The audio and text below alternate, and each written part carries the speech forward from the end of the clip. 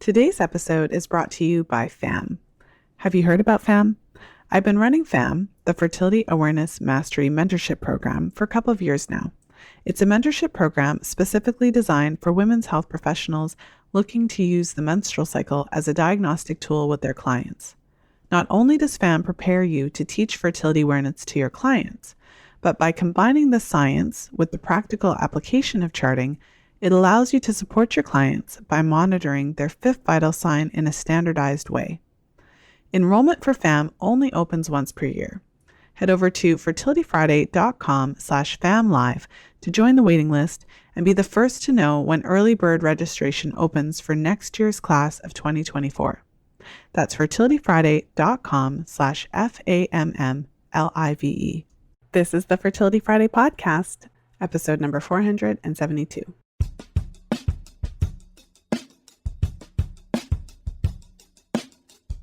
Welcome to the Fertility Friday podcast, your source for information about the fertility awareness method and all things fertility. I'm your host, Lisa Hendrickson-Jack. I'm the author of The Fifth Vital Sign and the Fertility Awareness Mastery Charting Workbook. I'm a certified fertility awareness educator and holistic reproductive health practitioner with over 20 years of experience teaching women to connect to their fifth vital sign through menstrual cycle charting, balancing hormone health, and optimizing the menstrual cycle without hormones. I have been consistently outspoken about hormonal birth control over the past 2 decades and its impact on fertility and overall health because you have the right to know how your body works and how artificial hormones disrupt that natural process. I teach women's health professionals how to utilize the menstrual cycle as a vital sign in their practices, and I host live coaching programs to help you achieve optimal fertility and health because it's important to have healthy menstrual cycles regardless of whether or not you want to have babies. I'm also a wife and mother of 2 beautiful boys and a brand new baby girl. This podcast is designed to empower you to take full control of your cycles, your fertility, and your overall health. And I'm so excited that you're here with me today.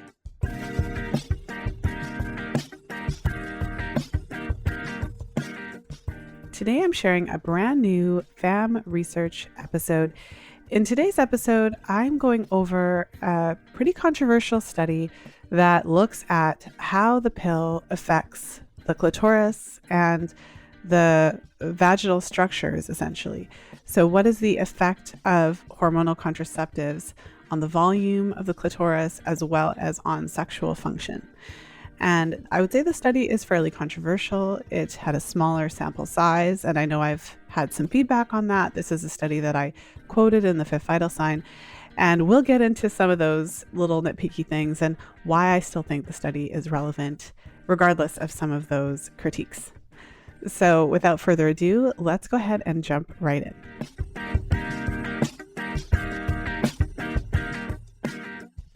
All right. So the study itself has a really long name. So, if you're wanting to take a peek at it or take a peek at the extract, you can go to the show notes page, which I'll share at fertilityfriday.com/472. But for now, I'll just call it the Clitoral Shrinkage Study. But yeah, it's got like a really long name. But basically, yeah. So we'll refer to it as the Clitoral Shrinkage Study. This study was published in 2013 or 2014. So one of those 2 years. And essentially what they did is they took 40 women, and these women were not using hormonal contraceptives at the time. So they were using condoms, and they had their criteria to make sure they were healthy and they met the requirements to participate in the study. But essentially what they did with these 40 women is before they gave them anything, they took them in for screening. And so they screened them, and they actually did a detailed screen of their clitoral anatomy and vascularization. And then they administered a sexual questionnaire, which assessed their desire and orgasm frequency and sex frequency and things like that.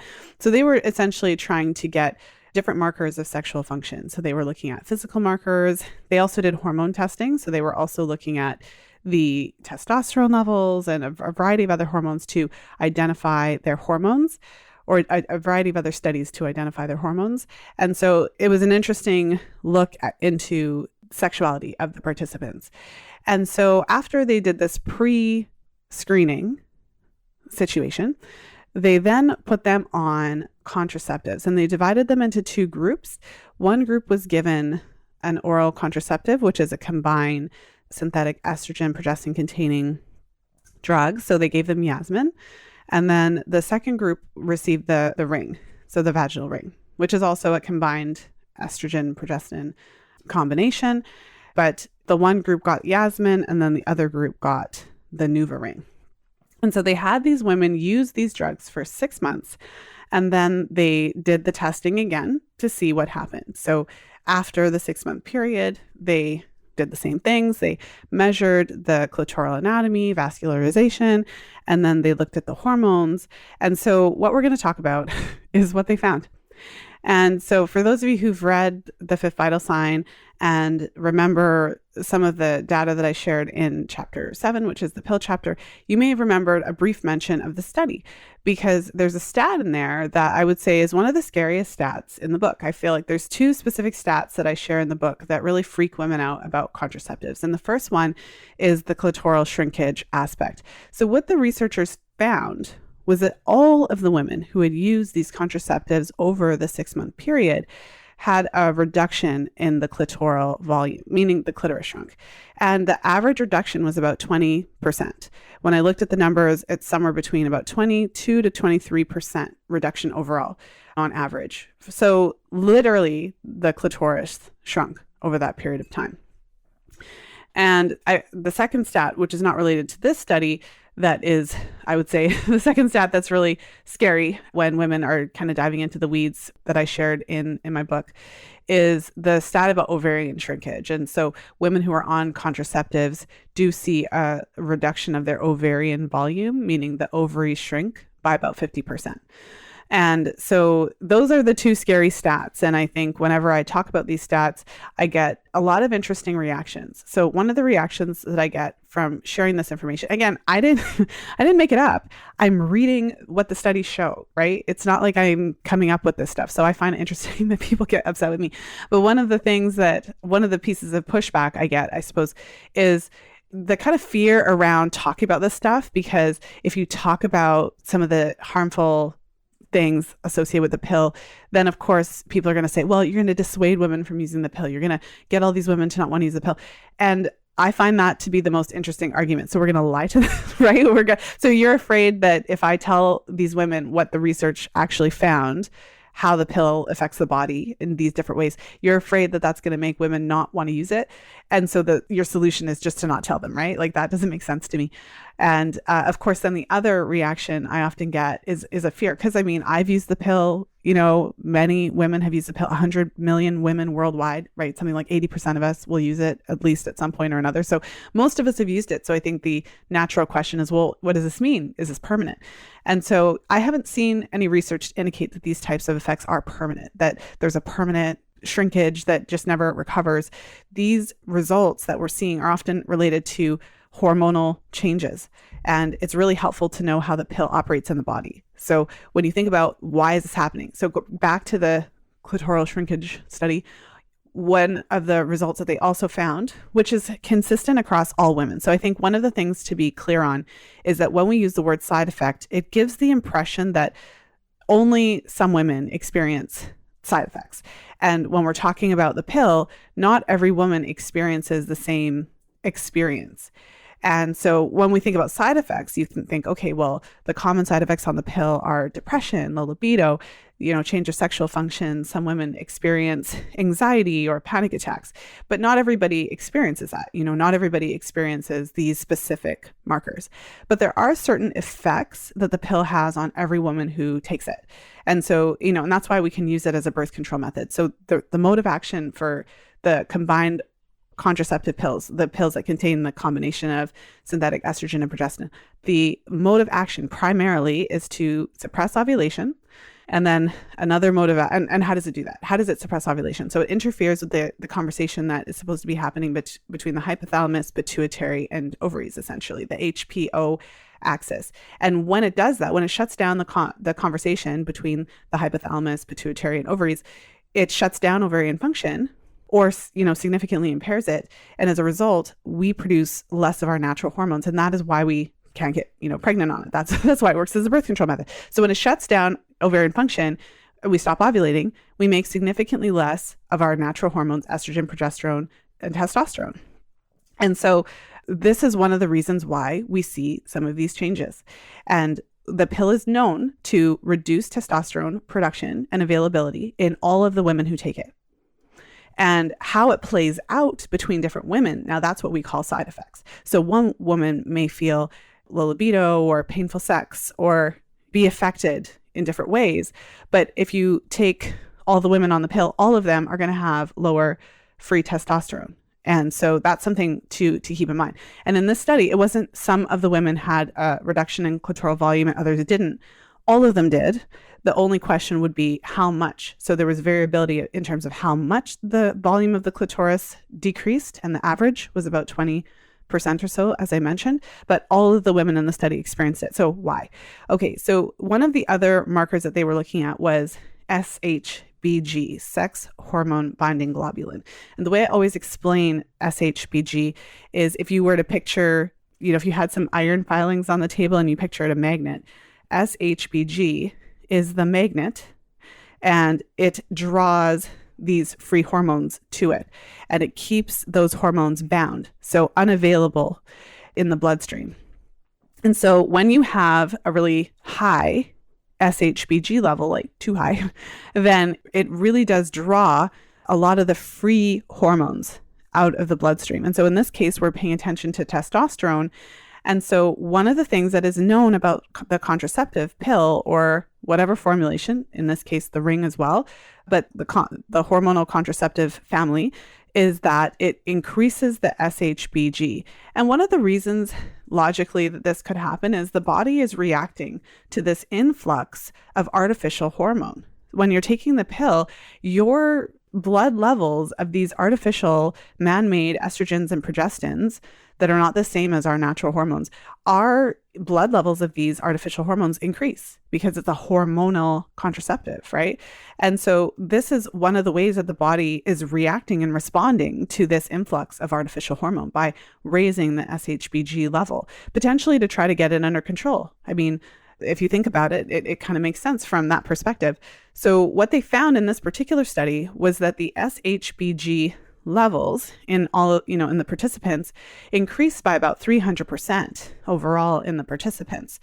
And so what this means is we have, the magnet and the iron filings taking the free testosterone off of the market in the bloodstream. And so what we're seeing in the study when they're measuring the size of the clitoris, specifically like the vascularization, the volume, all of these different things related to the physical body, is the result of what happens when we take such a significant amount of progesterone out of circulation. And when you look at there's tons of research on the effect of contraceptives on libido and on testosterone. And so this is just one study that I chose because, of course, it's a really interesting stat to look at. But when you look at the kind of variety of research around the specific topic, it's common, it's known. This is a well-known established fact that the pill reduces testosterone, free testosterone in women who use it and other contraceptives. And so when we take that free testosterone and we bind it to the SHBG, which has now increased by 300%, right, across the board, it means all of the women who take contraceptives have a reduction in their testosterone. And so what we call side effects then is how a woman would experience that. So if we do a blood draw, every single person, I feel like I'm hammering it, but every single person who's on contraceptives is going to have a significantly reduced testosterone, anywhere from 50% or more less free testosterone compared to someone who's not on the pill. So then back to this clitoral shrinkage phenomenon, that is one of the key reasons why these women experience a reduction in the size and volume and vascularization of their clitoris. And when you look at other studies that are looking at similar findings, they'll show that women on contraceptives tend to have thinning of the vulvar tissues as well. So when they measure the thickness of the different vulvar tissues and the vaginal opening, the labia, the different areas of the vulva, they're finding a reduction in the thickness of these tissues. And, in this case, reduction of the volume and vascularization of the clitoris. So this is really important. And if you think about it, if there was a contraceptive method that we were aware of that shrunk the penis, by 20%, then I feel like people would be really concerned about that. But I think this study is important for so many reasons. One of the reasons it's important is because, they also measured qualitative data, which we'll get into a little bit. So women's experiences of their sexuality and things. So we'll get to that. But I think what's interesting is that a big part of the study was measuring physical changes in the actual body. And if any of you who are listening have ever experienced symptoms related to contraceptive and libido, let's say you had low libido, or you had low sex drive, or maybe reduced sensation, you found it difficult to reach orgasm, because they do talk about those specific results in this study. This study shows that the pill has a measurable, tangible, physical effect on our sexual organs. It shows it.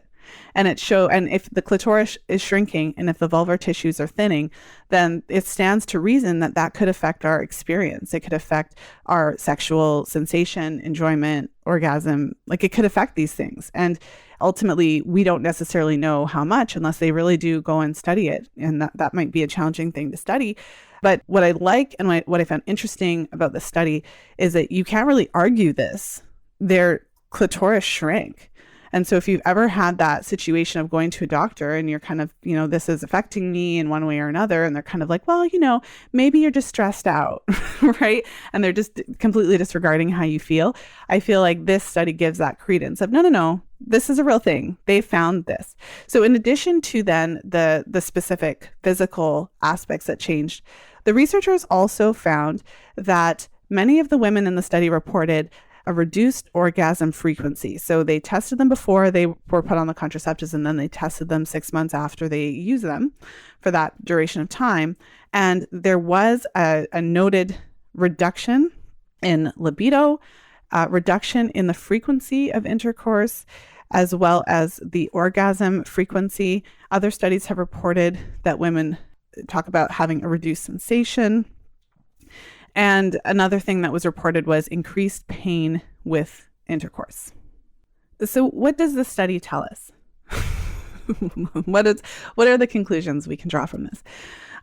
There's so many things, but I think it's clear that one of the big takeaways is that we have evidence that hormonal contraceptives interfere with our sexual function in a tangible way. It's not in our head. So that's something. One of the things I always think about when I bring up this topic is how many women go on contraceptives when they're teenagers. So when they are 13, 14, 15, 16, before they have potentially a whole lot of experience with their sexual selves, when they're still kids and they haven't fully discovered who they are or what they like, or what kind of person they are. I feel like I didn't know myself as well when I was 14, 15. I was still kind of figuring it out. I was still developing and changing, and I didn't really get a handle on who I was until several years later. And so one of the things I always think about when we're talking about this, how the pill can affect a person's sexuality and their drive and their libido, I think about some of the conversations I've had with women over the years, whether they be clients or whether they're reality series episodes on the podcast, but women who will say things like, well, I just thought I wasn't that sexual of a person. I just thought I didn't like sex that much, or I just didn't have a sex drive. And then they come off the pill and discover this whole sex drive that they didn't even know they had, and this part of themselves that was being essentially suppressed by these hormone suppressing drugs. And we have this evidence that it can have a negative effect on our sexual function and sexuality. It's not necessarily something that we're telling teenagers about. There's, so many to this day, right? How many teenagers are on the pill right now? How many women under the age of 20 are on the pill right now? How many of them know that the pill could have a negative effect on their sexual function? How many know that there was a study that showed that all the women on who used these types of medications for 6 months had a reduction in their clitoral volume of an average of 20 to 23%? It's just not a thing. And even to this day, we're not really talking about it. So this is something where I think we can all reflect on, because there's an issue around female sexuality. There's programs, I can think of programs that teach women about orgasm and about enjoying sex and taking it. And all of this stuff is happening to meet the need of so many women who are having a difficult time enjoying their sexuality or reaching orgasm or finding that connection to their pleasure, or however you want to word it. And there's this elephant in the room that I don't necessarily hear being discussed in those kinds of situations. So there's all these podcasts and, interviews about sexuality. There's a whole other line of discussion and debate and about this topic of kind of coming into your sexuality and all that. And I always wonder, well, where's the conversation about the pill and the fact that this is what it can do to a person? And so you could be thinking that you have this deep emotional issue and you have to connect with your inner whatever. And really, you could be having a negative side effect from contraceptive because it reduced your testosterone by 50 to 70% or whatever while you were on it, and had these negative effects of thinning the vaginal tissues, the vulvar tissues, and lowering your libido and all that kind of stuff. And so you could be searching for answers when the problem is something that no one ever mentioned. Okay, so I'm going to stop, but you can tell, like, on the soapbox about this whole thing with the pill, because I've listened to a variety of different experts talk about this issue of, painful sex and low libido. And it's always talked about in this mechanical fashion as if no one knows what could possibly cause it. And here we have, anyways. Okay. So I'm going to leave that piece of it, but that's definitely something that the study tells us. And I hope that this is something you can take from it. Because what I appreciate is when I have spent a good part of my adult life listening to the different challenges the women experience in different areas of their life, particularly related to reproduction, right? So related to their experiences of contraceptives, trying to avoid pregnancies, trying to conceive, all of these things. And it really relates to sexual activity in a big way. So I've heard so many stories over the years. I've worked with so many women who experienced painful sex and experienced different challenges in this area. And what's missing from that conversation, because I think we have a natural tendency to blame ourselves for everything. And what's missing from that conversation are pieces of data like this. And the number of women who have complaints like this, who go to a physician, I always say, if you had a concern that is so significant that you called the doctor, made an appointment, took a shower, put on your clothes, went out of your house and went and sat in a doctor's office, I always think to myself, this is a problem. Who does that? Who gets out of their house and goes and sits in a doctor's office for nothing? So if you had an issue that was so significant to you that you went to a doctor's office and sat down only for them to tell you that it's in your head or you have an emotional problem when it could legitimately be a side effect of a drug that they prescribe to you, is just, I can't. So there's that. Quick question for you. Have you heard about FAMM? I've been running FAMM, the Fertility Awareness Mastery Mentorship Program, for a couple of years now. It's a mentorship program specifically designed for women's health professionals who are looking to use the menstrual cycle as a diagnostic tool with their clients. Not only does FAMM prepare you to teach fertility awareness to your clients, but by combining the science with the practical application of charting, FAMM allows you to support your clients by monitoring their fifth vital sign in a standardized way. Enrollment for FAMM opens only once per year, so although enrollment is currently closed, you can still head over to fertilityfriday.com/FAMMlive to join the waiting list and be the first to know when early bird registration opens for next year's class of 2024. Again, that's fertilityfriday.com/FAMMlive. Now let's go ahead and jump back into today's episode.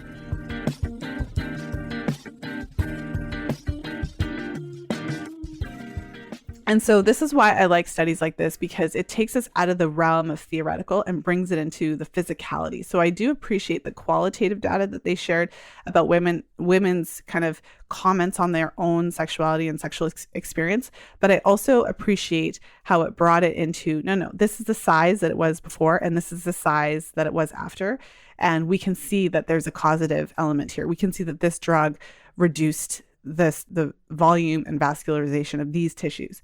And so that brings it into, no, this is not in your head. This is happening. So there's that piece of it. And of course, to reiterate, it definitely shows us that HCs, hormonal contraceptives, change our hormonal profile and that there are effects beyond reproduction. So it does give us this kind of very specific thing that no, it's not just that it prevents us from conceiving and stops us from ovulating and that's it. It's not just in a silo. By shutting down our fifth vital sign, there are all of these other effects that happen because our fifth vital sign, our reproductive cycle, our hormone cycle is an integral part of us. And we can't shut down such a significant part of us. If you are a reproductive aged female, you can't just shut that down and assume that everything is just going to be completely fine. So it does also show us that our reproduction is connected to so many different areas. So if you'll remember a couple of episodes ago, I shared the male contraceptive study. And so part of why I wanted to talk about this study today as well is because I thought it was an interesting follow-up to that male contraceptive study. Because remember, these men experienced mood changes, depression, and increased libido. And there was a couple comments on Instagram when I shared about this post and people were like, increased? Don't you mean decreased? And so interestingly, when we look at the data around what happens to women when they're given hormonal contraceptives, I mean, decreased libido, impairment of their sexual function is what we typically see. But for the men in the contraceptive study for them, there was a report of increased libido. And maybe that's what happens when you give synthetic testosterone. I mean, there's that.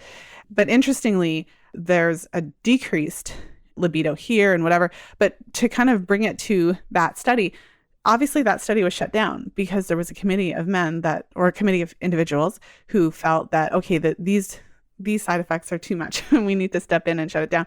And what's so interesting then is this study showed pretty significant results. I mean, I think that that's pretty, I don't know, like noteworthy. If you were taking the medication and they wrote this on the package, like this medication could shrink your clitoris by 23%. Like if that was listed there, like your clitoris could be 4/5 of what it once was type of thing. I feel like that would be alarming to people and they would kind of take pause, right? I don't know if that's enough to like shut it down and to take it off the market or anything. It's obviously not. But I just find that to be interesting as well. So I thought this was an interesting follow-up to the previous episode where we talked about how there was that safety committee for the male contraception when we have some pretty interesting and I would say pretty significant results here. But basically it's just like, oh, this is just what it does. And it's perfectly fine if it interferes with women's sexual function, right?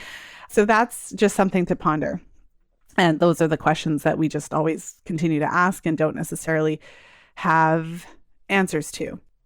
One last point that I want to highlight about this study is that there were several times when I shared the study in the past, a few years back, and someone would come out of the woodwork and criticize me for choosing a study that had a lower sample size or a smaller sample size.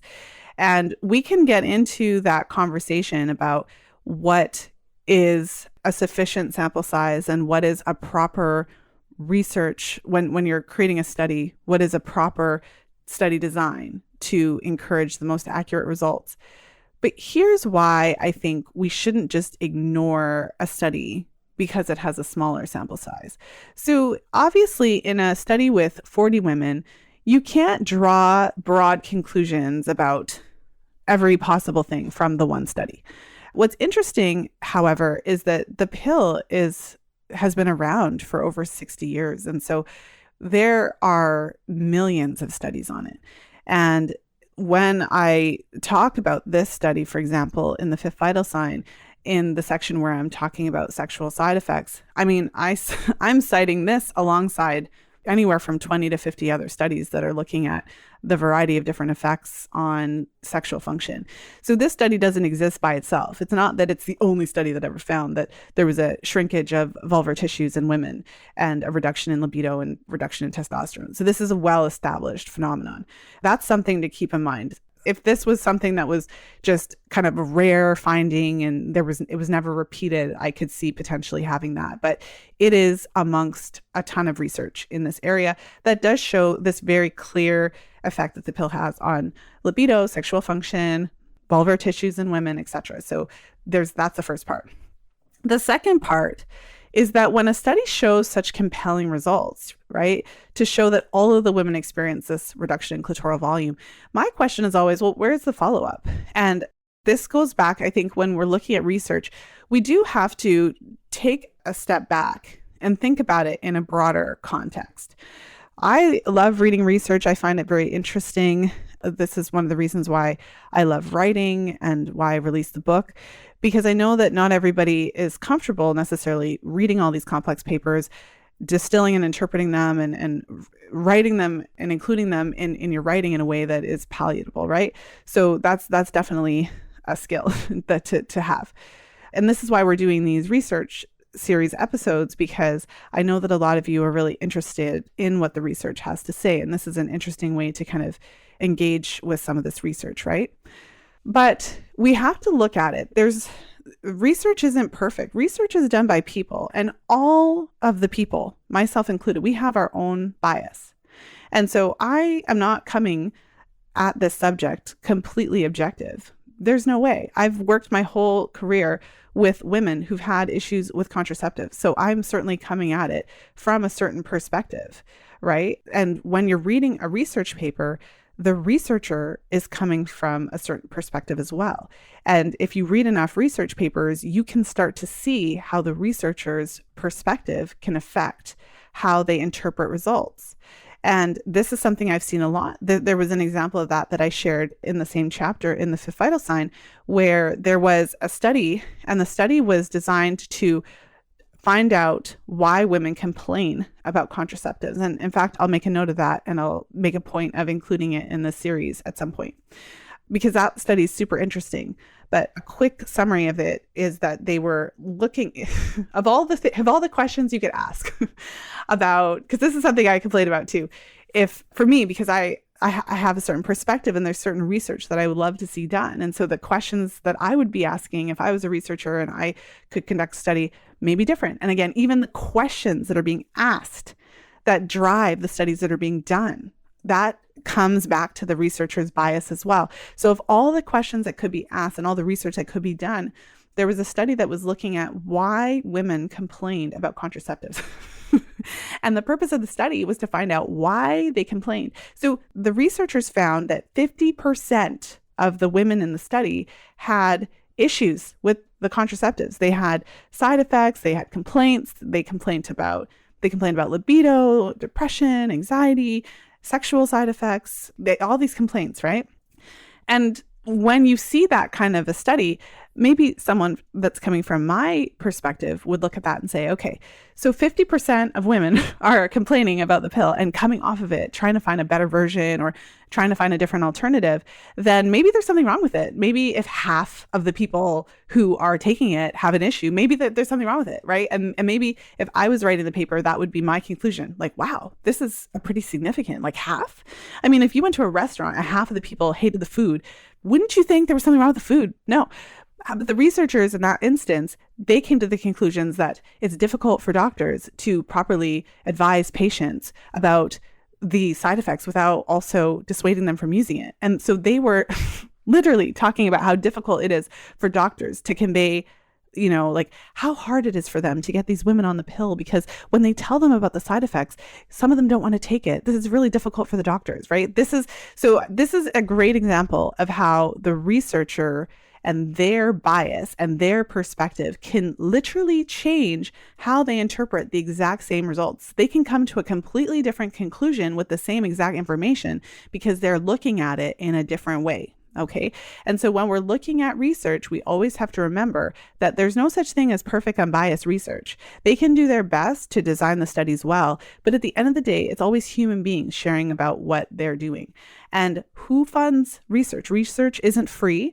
Research isn't something that you can just get, 2,000 people in a study and just make them do everything and whatever and have all the people do all the tasks. Research is something that costs a lot of money. So who's funding the research?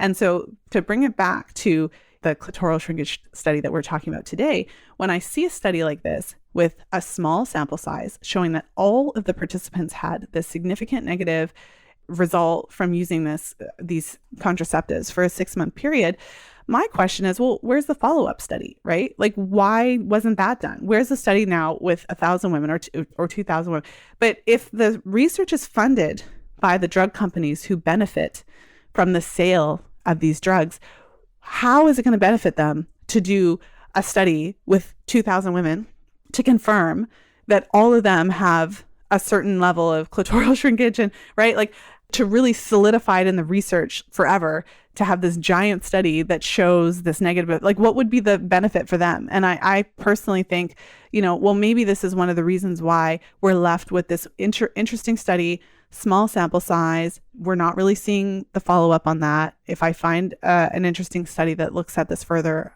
then I'll include it in the series. Or if you know of a study that did that, please share it with me via socials. But you know what I mean? So I think there's always an opportunity to critically think about what's going on in the research world and how it can change what is even being studied. What questions, you could go back to the researcher, like, what questions are being asked? And remember that the questions that are being asked, that is based on how we look at the world. Whatever question we're asking, whatever we're curious about, is based on our own bias and our own way of looking at the world. And then you could take that a step further. There's plenty of researchers who do plenty of interesting research that is not accepted, because in order to be published in the research world, your research has to be approved and it has to go through a peer review process. So if this, the company that does the reviewing and the publishing, if they don't think that what you're doing is interesting, or if it doesn't match whatever their worldview or their perspective is, then there's a potential that study doesn't get published.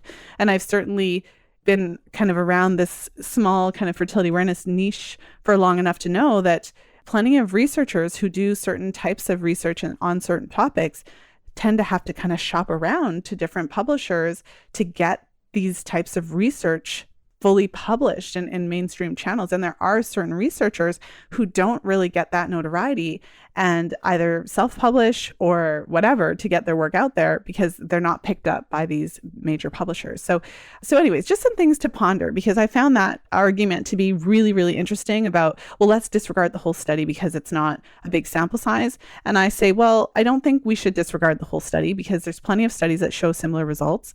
And I think we should be asking the broader question of, why isn't there a follow-up to a study that has results like this? So I think that is where I'm going to close today, where I'm going to conclude. I really enjoyed bringing this study to you. I hope that you enjoyed hearing about it. Like I said, you can find details about the study over at fertilityfriday.com/472. That's where you'll find information about today's episode and the link to the abstract for the study that we're talking about today. And you can also head over to fertilityfriday.com/research. And that's where you'll find the list of the FAMM Research episodes. I've really loved doing this. I've always got my head in the books. Some of you may know that I'm currently working on my next writing project, finally getting to the point where I'm pretty much wrapping it up. So I'm really excited to bring some more news about that to you in the future. But basically, my head has been in the books for a long time. I've been doing a ton of research and writing as I work on my next book project. And so this series comes out of that kind of natural tendency of me to be reading really interesting research and just wanting to bring it to you and to have these discussions. So I hope you're enjoying the series. I hope you enjoyed today's episode. And if you found it interesting, or you can think of someone who you think would really benefit from hearing it, please make sure to share it. Again, fertilityfriday.com/472. And I hope you have a wonderful weekend, whenever you're tuning into the show. And of course, as always, be well and happy charting.